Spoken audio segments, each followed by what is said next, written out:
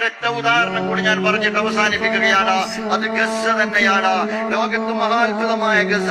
ആകാശത്ത് ഉപരോധിക്കപ്പെട്ട ജനത, കടലിൽ ഉപരോധിക്കപ്പെട്ട ജനത, ഈജിപ്തിന്റെ ഭാഗത്ത് ഉപരോധിക്കപ്പെട്ട ജനത, ഇസ്രായേലിന്റെ ഭാഗത്ത് ഉപരോധിക്കപ്പെട്ട ജനത, അകത്ത് ഉപരോധിക്കപ്പെട്ട ജനത, അഥവാ അവർക്ക് അനുവദിക്കപ്പെട്ട 45 കിലോമീറ്റർ നീളവും 20 കിലോമീറ്റർ വീതിയുമുള്ള ഒരു തുണ്ട് ഭൂമിയിൽ ഉപരോധിക്കപ്പെട്ട ജനത, ആകാശത്തിൽ നിന്ന് തീമഴ വർഷിപ്പിക്കപ്പെട്ട ജനത, 100 ദിവസത്തോളം അധിക ദിവസം ആകാശത്തിൽ നിന്ന് തീമഴ വർഷിച്ചിട്ട് എല്ലാ തല ഉയർത്തി നിൽക്കുന്ന കെട്ടിടങ്ങളും തകർന്ന് തരിപ്പണമായി യുദ്ധഭൂമി മൈതാനമായി മാറിയ ജനത, 30,000-ഓളം ആളുകളുടെ കബറടക്കം നടന്ന ജനത.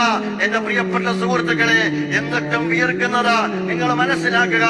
ഒരിക്കലും യഹിയാസിന്മാരല്ല, മുഹമ്മദ് ലൈഫല്ല. വിയർക്കുന്നത് നിങ്ങൾ അറിയണം. നെതന്യാഹുവാണ്, ബ്രിട്ടനാണ്, ഫ്രാൻസാണ്. എന്തുകൊണ്ട് വിറകൊള്ളുന്നു എന്ന് ചോദിച്ചാൽ അവർക്ക് തകർക്കാൻ കഴിയാത്ത ഒരു വിശ്വാസമുണ്ട്, അവർക്ക് പിടികിട്ടാത്ത ഒരു ഇച്ഛാശക്തി. ഒരൊറ്റ